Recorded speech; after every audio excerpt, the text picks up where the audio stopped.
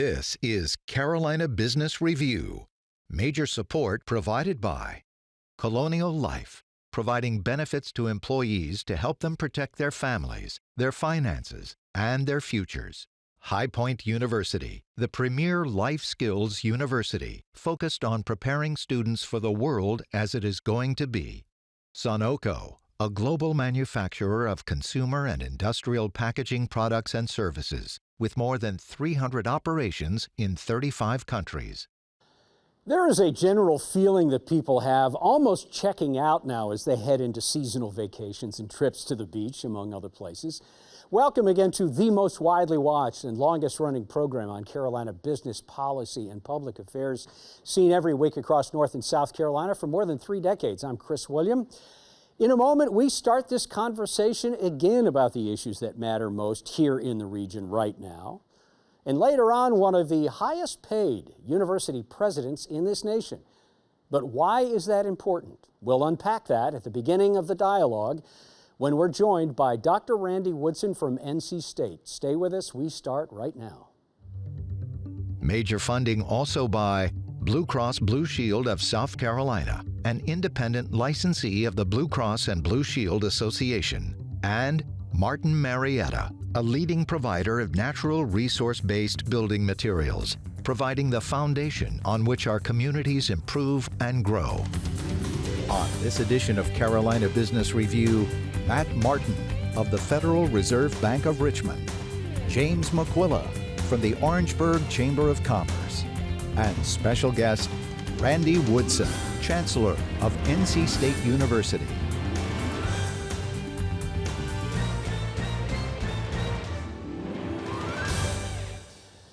Hello, welcome you to our program. Gentlemen, thank you for joining us. Good to see you. Like the tie in the spring?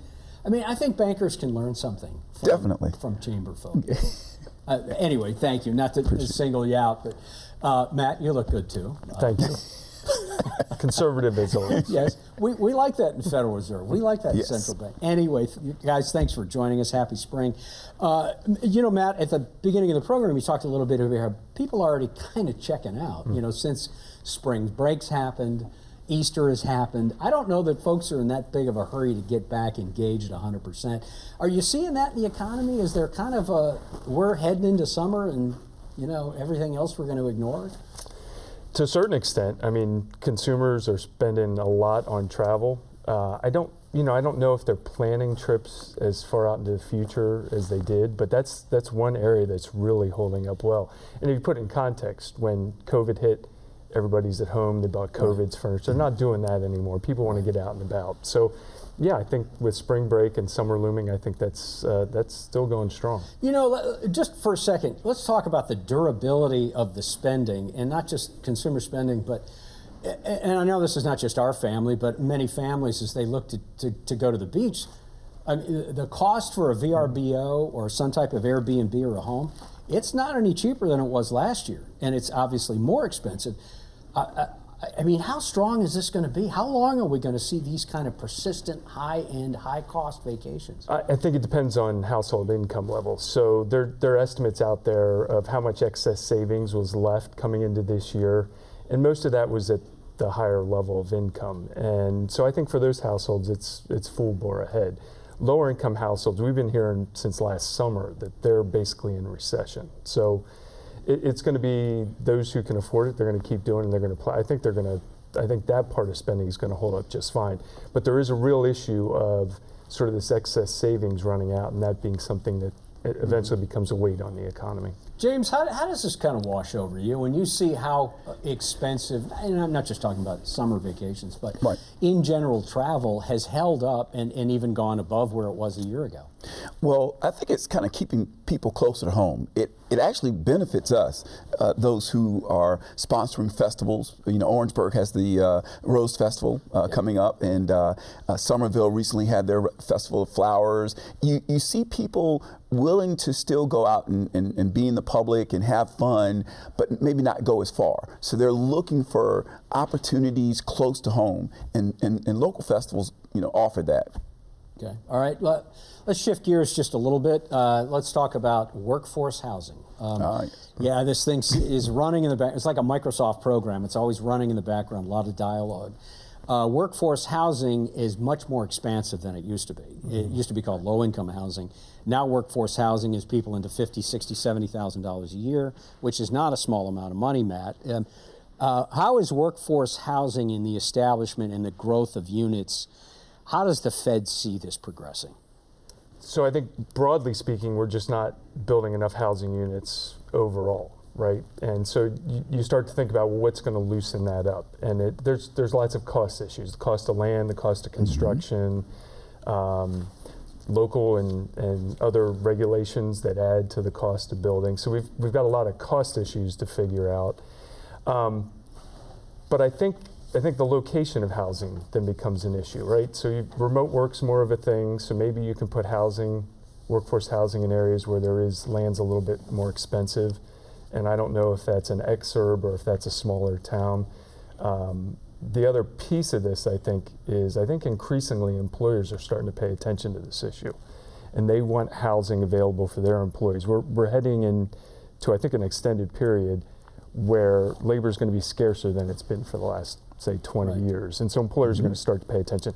I don't know what that leads to in terms of employer benefits for housing, but I think they start to give this a little more attention. James, you're an economic developer. You know a little bit about transportation infrastructure issues. Does a more salient transportation plan fix workforce housing? I think it helps. I don't think it fixes. I agree with Matt in the fact that employers are getting involved, and also we're working more so in the private sector. They're individuals who may be in the construction industry or just philanthropists in your hometown that are trying to figure out what's going to help us grow. So whether it's the university and the private sector getting together, or city and county government knowing that growth is coming. Again, I'm going to be very personal. I'm talking about what's happening in Orangeburg, and I see what's happening in other places. But if we look into history, it wasn't called workforce housing, but when the mill towns were developed across North and South Carolina, that's what you really ended up with. They were creating housing for employment housing for the employees that work for these companies.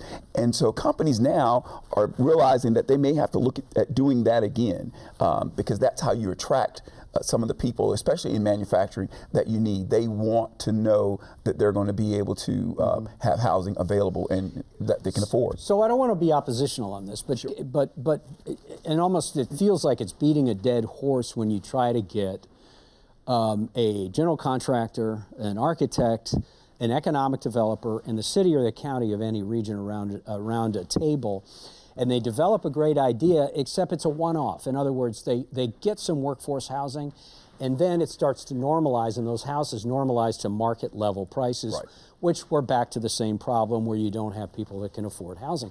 So is there a fix to that? Is there a public-private partnership that maybe isn't being utilized? I think so. I think that maybe the solution is a public-private partnership. I think that government alone cannot fix the problem. There's been a lot of discussion about what's necessary and what's needed, but not a lot of action. I've talked to private contractors, and they're ready to build. They're ready to make some things change. But putting them together is probably the best solution. Matt, how do we solve for the initial cost is an affordable house, but then market dynamics take control, and the house is unaffordable for the next generation of buyer? The easiest answer is you build more housing, right? And you make the supply to the market enough that you either slow price growth or bring it down. It requires a change in local policies, whether it's density or other venues or avenues. The thing is, people want more housing. They recognize that housing is in shortage. They just don't want it near them. They don't want it in So the moment you talk multifamily or something like that, you run into huge issues at a local level. And so there's a political aspect to this that I don't know how to solve. You feel that? I saw that in the past. I think there's a lot of excitement around growth. And I think it's how we propose the narrative. I mean, the idea of not in my backyard, came about because people thought that it was going to be low-income housing, lower socioeconomic, and then the things that come along with that. Right now, it's about growth. It's about the future. It's about expansion. I think if you look at it in a positive light, then the citizens see it as something positive. Okay. We have about a minute. I want to give you the last word here, not as a Fed executive, but as an economist, Dr. Matt Martin. How do you model for a recession? Are you modeling for a recession? As a central banker, the focus is on getting inflation down toward our 2% target. And so that's going to take a little bit because inflation, as we once knew, is a little stubborn once it's out there. And the goal is not to bring the economy into a recession, but you got to get supply and demand more in balance to get price growth down, right. And that's the main objective. Okay. Nice, good non-answer. I like that. That's a very good. And I say that because I know you, sir, and you're good at that. Not non-answering, but that was, I know you're an economist by heart. We'll come back to that. Thank you, gentlemen. Coming up on our program, Beth Wood is the North Carolina auditor, and she had a bit of a run-in with a Class 2 hit and run back in December. She is known for being the taxpayer watchdog as the auditor of North Carolina and has built a reputation on transparency and, of course, accountability. We'll talk to her not necessarily and only about her personal run-in, but how this changes the way that she goes forward as the auditor for North Carolina. And then Dr. Pat Cawley is the Chief Executive Officer of the Medical University of South Carolina. That is MUSC in Charleston. He will be our guest again on this program as well. However, our guest now is a horticulturalist and a biologist by formal training. He has clearly learned how to navigate the highest levels of the nation's public university system, though. In his job now of Chancellor at NC State for the last 13 years, he was one of the highest paid public university presidents in the country at $2.3 million, and then subsequently donated $1.5 million of that back to the university in the form of scholarships and help. Joining us now from the campus at NC State in Raleigh is Chancellor Dr. Randy Woodson. Dr. Woodson, welcome to the program. Thank you so much for joining us again, sir. Yeah, thank you, Chris. It's great to be with you. And I appreciate no comment about my tie. I chose to be spring today. I thought for sure there was going to be some red included in there, of course. But Dr. Woodson, thank you. Dr. Woodson, I have to ask you, you made $2.3 million. You gave $1.5 million back. What was your rationale? Well, let me start. As you know, Chris, this is not my annual salary. I've been here 13 years, and the board years ago put in place a retention bonus that said if I stayed through my contract and met certain criteria of growth for the university and success, that it would come in the form of this bonus payment. And I told them at the time I was so grateful for that, but my intention all along was to give that back to the university. And in particular, I wanted to give it back in a way that developed scholarships for the dependents of our employees. Many universities that we compete with around the country provide tuition breaks to their employees and to the dependents of their employees, but as a state university, we're not able to do that. So I committed that if we were all successful together, and the institution was, and I realized in that 1 year this bonus, that I would commit to giving that back, and that those funds were all raised privately by the Board of Trustees. And so it was really a phenomenal thing for me, but I chose to use those resources to benefit all the employees at NC State when their kids enroll at our university. Well, Dr. Woodson, I'm sorry, excuse me, sir, to interrupting you, but thank you for doing that as a parent who pays for my son's education in the university system. Thank you for doing that. This may come back up in the dialogue around university calculus, but I do want to ask you something else that's pretty amazing. In general, we've had plenty of chancellors and presidents of the university on the program talking about the challenge and the headwind for public university tuition, but also admissions and declining admissions given some of the headwinds. But yet, at NC State, you've had the single largest freshman class in the history of the school. How do you square that? Well, it's by design. The state of North Carolina ask us and North Carolina A&T State University and UNC Charlotte to focus on the critical workforce needs of the state, particularly in computer science and engineering. This program, you've talked about a lot of the investment in our state in technology industries. And we know if we're going to keep attracting and keep those industries in North Carolina, we need to produce more talent. And so we've been asked to grow in those fields. And so our growth is predominantly in the field of business, engineering, and computer science. And fortunately for us, we have tremendous demand. Just this past admission cycle, we had over 40,000 applications for a freshman class of 5,600. So yes, we are growing, but our growth is strategic and it's really focused on areas of needs of the state. Okay, Matt? So the natural follow-up to that is, given the challenges with workforce in a fast-growth state like North Carolina, do you think your institution, or just more broadly in higher education, that we're well positioned to meet those challenges going forward? And if, where are those stress points that you see? Yeah, that's a great question. Yeah, I do think the state is well positioned in a number of ways. We have one of the strongest community college systems in the country, with 58 community colleges. We have one of the strongest public university systems that has 16 campuses with 16 very different missions that support different areas of the state's economy. And then we have a plethora, that's a big word for a boy from Arkansas, but a plethora of private universities. So I think we're well positioned, but I believe that the demand for education is changing dramatically. I mean, we've historically thought about higher education as being the delivery of a bachelor's, a master's, a PhD, and that still is a big part of our portfolio. But increasingly, we're seeing the need for certificates and credentials that the private sector is asking us to deliver for example, we just established a certificate in artificial intelligence to help company employees learn more about machine learning and how that's going to impact the workforce in a particular company. So I see education being more tailored to the needs of the state and the region, in addition to the traditional baccalaureate, complex, comprehensive degrees that we've offered throughout our history. James? Yes, Dr. Woodson, I want to go in a little different direction. One of the things that I'm always trying to do is figure out how to bring community, government, and business together, to collaborate, to work together.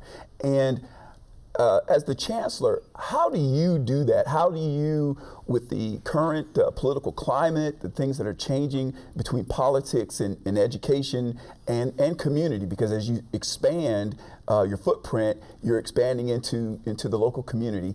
How do you work with putting all of that together and making it work, working with the legislators and working with your local community there in Raleigh? Well, I think partnerships are in our DNA. We're a land-grant university. We were founded as a university with offices in all 100 counties of North Carolina. We also have the benefit of the leadership of two former governors, and one Democrat and one Republican, of Jim Hunt and Jim Martin, who transferred to NC State land that we call Centennial Campus, which is designed to be a public-private partnership. So we have 76 corporate government entities that work on our campus in private buildings built by the private sector. The way I like to describe it is there are 6,000 people that come to work at NC State every day that I don't pay because they're paid by all the private sector and the government agencies that are on our campus. To give you one striking example, we have the National Security Agency on our campus. We have the National Oceanic Organization, NOAA, on our campus, U.S. Department of Agriculture. So we do a lot of partnerships in a way that benefits the university, but increasingly, and I think to your point, we're needing those partnerships to be to work on areas like workforce development, workforce housing. It's a challenge for us as a campus because we're recruiting people from all over the country, and Raleigh's not as affordable it once was. So public-private partnerships are essential to the way we do business, and frankly, university leadership now, chancellors and presidents, have to have acumen in the ability to work with the public and the private sector to bring projects together. And it's a big challenge, but it's something I spend a lot of time on. Chancellor, you mentioned AI, and it is now not new to our lexicon and our dialogue, but it is certainly new in that it's become and is increasingly being thought of as a disruptor, of course. And are you the first university system to formally certificate an AI course or AI? No? I'm not sure of that, Chris. I wouldn't want to make that claim without, but I can tell you we're among the first. Okay. And we have some fantastic faculty working in AI. And this is not meant to be a leading question, but do you see AI as being a major, with a capital M, disruptor? I do. I see it being a major disruptor of education, for example. We have a professor here, Jim Lester, who leads the National Institute on Artificial Intelligence for Education. I mean, just look at ChatGPT. Our students are using ChatGPT. They're using it in the classroom. I was just with an English professor last week that challenged his students. He said, I want you to cheat. I want you to use ChatGPT to write your term paper. And it was an interesting exercise. But artificial intelligence, and ChatGPT in particular, is also being used to write code, computer code, and not necessarily to replace humans, but to augment the human intervention in writing code for computers and helping code writers understand where there are blocks in the code that disrupt the program. So we're just starting to see, as these new products come into market, how ChatGPT is one example, is disrupting education. I reminded people I started college in 1974, the year Hewlett-Packard came out with a handheld calculator, and my math calculus professor said you can't bring that into class. Now you can't go to class without one. Yeah. Yeah, it's pretty amazing. I think it's just the beginning of what we're going to see. Matt, next question. My head's still stuck on workforce issues, and one that stands out to me as a veteran is we've got a substantial veteran population. I've heard you talk about NC State as a veteran and military-friendly school. Are we doing a good job of capturing veterans as they come off of active duty, and is there more that we could do there? We're doing a good job across our system, and certainly we feel like we are at NC State. Having said that, there's always more that we can do. We need to do a better job of helping veterans understand where they are in their educational journey and how those credits that they've amassed while they're deployed and around the world can be utilized and can be used toward a college degree.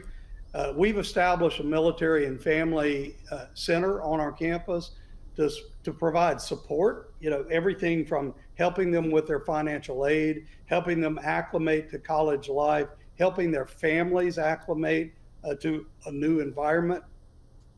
There's a lot we can do. And it's an amazing group of talented men and women that are leaving the military and coming back into our communities that can benefit tremendously from education and also can benefit our communities. So it's a big priority for us. Yeah, I'm sorry, Dr. Woods. We have about a minute and a half left, and James, I'm going to have to ask a quick follow-up question. Dr. Woodson, you mentioned in some of your comments about the North Carolina Community College system, and it is much similar to the South Carolina Technical College system, and I know you know it well, Chancellor, but so as the General Assembly debates not just the president's role of the system going forward, but what community colleges look like, what is a relationship, and again in about 60 seconds, what does a relationship between a four-year university and a community college system look like in a perfect world? In a perfect world, it looks like clear articulation agreements where students in the community college understand how to navigate the transfer process and arrive at one of our institutions. Secondly, we work a lot with community colleges on economic development.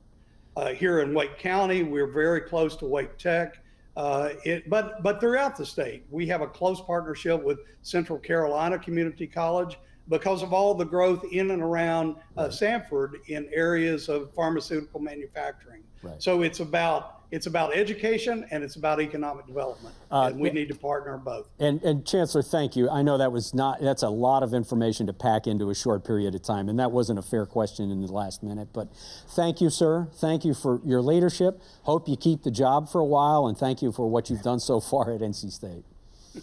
Thank you, Chris. Good to be with all of you today. Thank you very much. James, good to see you. Matthew, thank you very much. Until next week, I'm Chris William. Good night.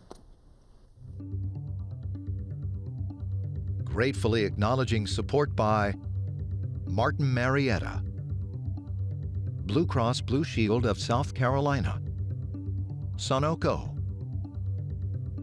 High Point University, Colonial Life, and by viewers like you. Thank you. For more information, visit carolinabusinessreview.org.